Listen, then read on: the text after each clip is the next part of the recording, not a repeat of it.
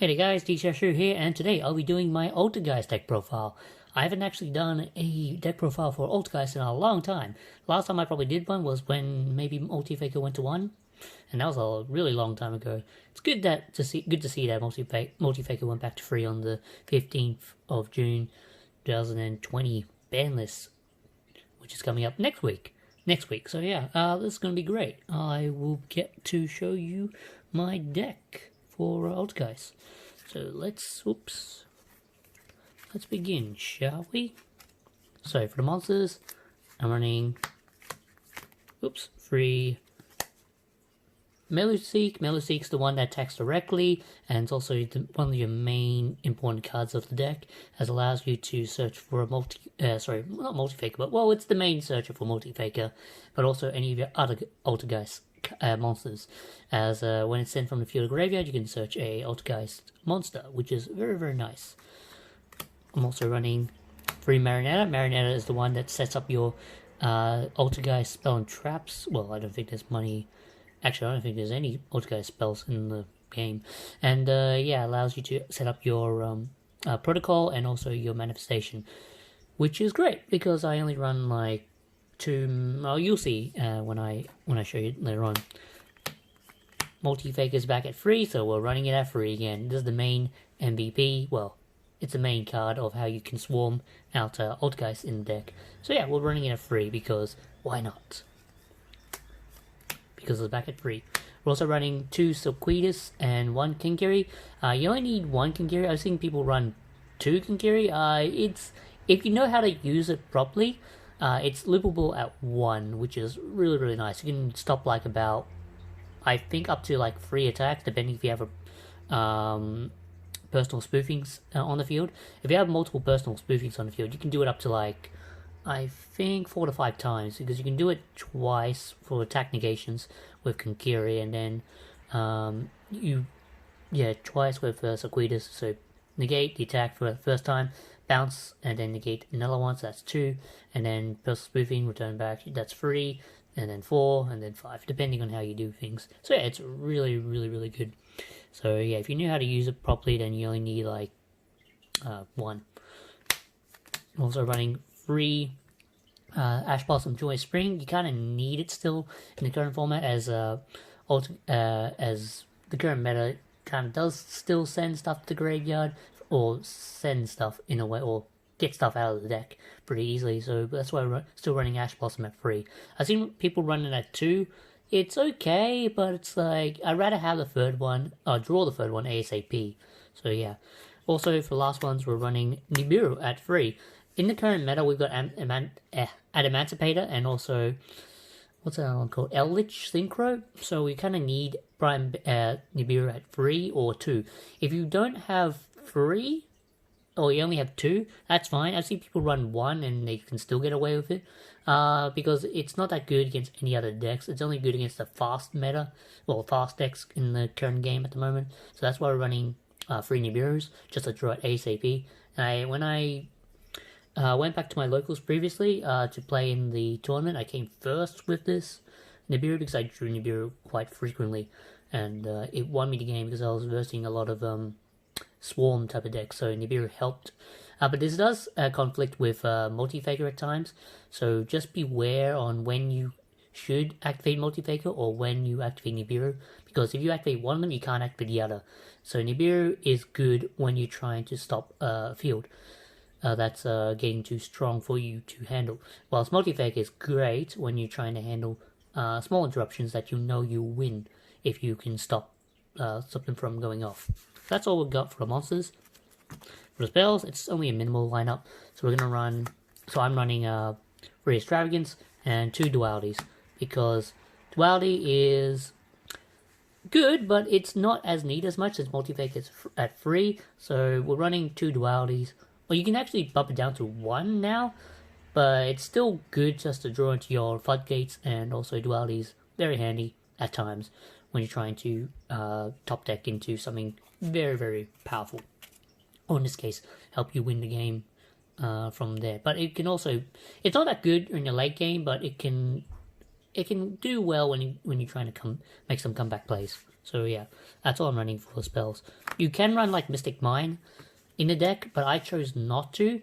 I prefer to side it, but I'm not running at the moment because at my locals I don't really need to run Mystic Mine. I could because there are a few, well, I think there are a few Emancipated decks, but I did Nibiru 1 and that literally ended his turn. So, and I just won from there. But it depends on how you use your deck properly. Also, yeah, depends on how you use the cards properly. For the traps, we're running, trying to get it out, free personal spoofing. This is your main searcher for your Altergeist monsters. If this gets ashed, you literally can't do anything about it because it's the main card you use for searching for your Altergeist monsters. So you mostly either search for a Multifaker or you search for a Kinkiri. Those are your main ones. You normally go for the other ones like what's the name? Melusik or I can't remember the name of it now. Give me a sec. I forgot the name. What was the name? Oh, Marinetta. Sorry. You go for Marinetta just to set up plays for next turn, depending on your plays. But usually go for I usually go for Marinetta if I'm trying to go for game. If I'm searching with personal spoofing, it depends on how you play. I'm also running two protocols. I've tried testing it out with one. It's good, but it depends on how you play the deck. Personally, I prefer playing 2 protocol just for a backup purpose just to negate stuff. And also, it's good to, if you have a personal spoofing on field, you can shuffle back the other protocol and search for another Altergeist monster that you need to play for that turn or next turn. And also depends on how you set up your field and stuff. It's very, it takes a bit of practice to actually understand how to play this. I'm still flimsy at times when it comes to playing this deck, but even one misplay or one error in the case of playing when you search wrong or something like that, you can still come back and do some interesting plays with the deck. So I'm only running 2 protocol. I'm only running 1 manifestation because there's no need. Oh, well, it depends. Some decks run 2 manifestation. Some decks only run 1. Personally, for my deck, this is just my opinion, I only run 1 because I only need that 1. Because I can easily manipulate it with the personal spoofing, and that's how I can get into my manifestation very, very easily. And if I draw it early game, it's okay. It's not completely dead, unless I draw into like dead Altergeist cards like Marinetta. Actually, yeah, Marinetta is probably the only one you don't want to draw into. So Quidus is okay, but other than that, it's kind of situational at times with manifestation. So it's okay. It's a good 1 of or 2 of. You'll see in what I'm running for the next couple of cards that manifestation could be great at 2, but I'm only running at 1 because I don't need a second one. Because I rarely set up a second one. I'm running 3 infinite permanents because it's a permanent. It's also your other hand trap. I'm also running 2 Torrential Tribute. You can swap this out for either Compulses or Crackdowns, but personally for me, I like running Torrential Tribute. I used to run Crackdown and Compulse, but for this current meta, it's a bit faster, so Torrential Tribute is probably a good option for faster metas, but when it comes to like slower metas and stuff, or stuff that you win, Compulse is probably a better option, just because you can return stuff to the hand, and also the extra deck, depending if it's an extra deck monster. And for Crackdown, it's great if you're running stuff like you want to control the field if they have nothing else. So yeah, it depends on what you do. It's just that with Cosmic Cyclone running around, Compulse is probably better in that case if you're running if you verse a Cosmic Cyclone based side deck strategy, even though Cosmic Cyclone is just used for Eldritch. But other than that, I run Torrential because I can. For the other ones, I run 3 Solemn Judgment and 3 Solemn Strike. That's the main lineup. You can probably put this down to 2 if you want, but I personally want to draw it ASAP so that it will make my plays live for a Multifaker and also stop my opponent from doing stuff. That is key to winning the duel. Now for the extra deck, this is player's preference. Personally, for me, I run... Well, this is everyone has to run 3 of this. So they run 3 Hex here. I also run one Prime Banshee. There are times where I don't need the Prime Banshee, but it does do well if you're trying to OTK for game if you don't have Boral Sword or Boral Load or any of the Borals or any high-level expensive extra deck level... Link 4 monsters, because Prime Banshee can actually do stuff pretty well if you can swarm out a Silky Disc from the deck and return one to the hand, and you can also attack the game, and you can actually manipulate their board pretty easily. So yeah, Prime Banshee is good. It's good as a one-off. I don't really want to play as a free-off. If I banish it from Extravagance, that's fine. It's not the end of the world because I have Hex here, but if I banish all my Hexes, which I had 1 point, it was not fun, but yeah, I still won from... Actually, did I win? I don't know, I can't remember, it's been a while. But yeah, that's what I'm running. Now, some people run 2 Linkuriboh, I run 3, because at times when I play Extravagance, I always banish 2 Linkuribohs, or I sometimes banish the 3rd one. I don't know how, it's just that I'm just that unlucky. So I'm running 3 just because I can. But if you want to run 2, it's probably better if you run 2 so that you don't banish it, but you don't need Linkuriboh as much. It's good in the early game, also late game, depending on when you summon it. But there's an interesting thing with Linkuriboh, if you run it as a 3-of instead of 2-of for the extra deck, is that if you banish more copies of Linkuriboh, your other cards in the extra deck, well, except just make sure you have 1 in the extra deck. But if you banish like more than 1 Linkuriboh, the chance of you making your boss monsters later on is very, very good, and that's how you can, unless you banish them with Extravagance, then you kind of suck at that point. You can't really do that much at that point. But yeah, it's a common strategy I like to do when it comes to playing 3 Linkuribohs instead of 2, because if I banish all my Linkuribohs, it's not the end of the world, because I do have 1 Almirage in the extra. I only run 1 Almirage, but yeah, it's okay. Almirage isn't that good compared to Linkuriboh, but it has more functions with Almirage than Linkuriboh. Linkuriboh is good when you're trying to make when using a Millseek, but that's about it. Link 2s, I'm running 1 Nightmare Phoenix and also 1 Linkross.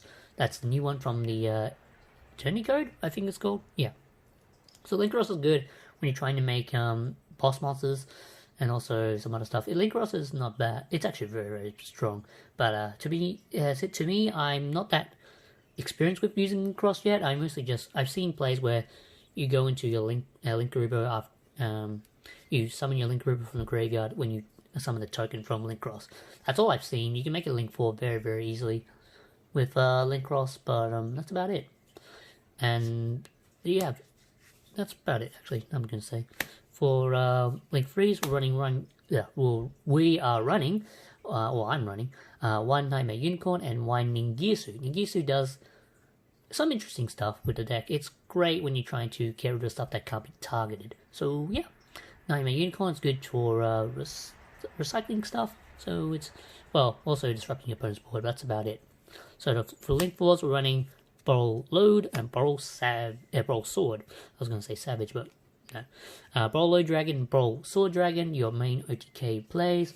And also for the last card, this is optional, but you can also run one access code talker. But if you don't have access code talker from the current set, you can also run not the camera. You can also run 1 Mech Knight Crusader Avermax as well, just in case, for if you don't own it already. Because I like running Avermax in this deck because I can actually make it very, very easily with this. Well, if I want to go for matchups against like Talmud or anything that can't really handle Avermax. That's about it. Access code talker is pretty nice since you run a lot of Altergeist is great because it allows you to make all different types of attributes in this deck. You have like fire, you have dark, you have light, I think you have water. Oh yeah, you do have water because of Millseek. Yeah, Millseek's water. You have light, you have, well, this is just the main deck, but you go into it to make your other plays in the extra deck, and you can make access code talker, probably banish up to like 1, 2, 3, probably up to 4 or 5 times. No, not 4 or 5 times. Probably banish up to like 4 times, to be honest. But yeah, that's about it for the extra deck. It's pretty good. I like it. I don't know, I'm a bit iffy on Access Code Talker. But I'll test it out, see if it's any good. It's a good beat stick, I'm not gonna lie. And also your opponent can't respond to stuff when you're trying to do stuff. But other than that, these are some other cards that I do recommend. Oh, this is another card that I do recommend. When trying to playtest the deck. So I've tried running cards like Regeki in this deck. It actually works pretty well, but because it's like a mini lightning storm. You can also run Dark Hole and stuff as well to do stuff. But I'm running Torrential Tribute in the deck, so it depends on how you want to run the deck. I like running Regeki in Altergeist because it allows me to blow up my opponent's field and then I just proceed to attack the game. And yeah, it's neat. But yeah, that's my deck profile for Altergeist for June 2020. Banlist. Hope you guys enjoyed it. See you guys next time. Bye.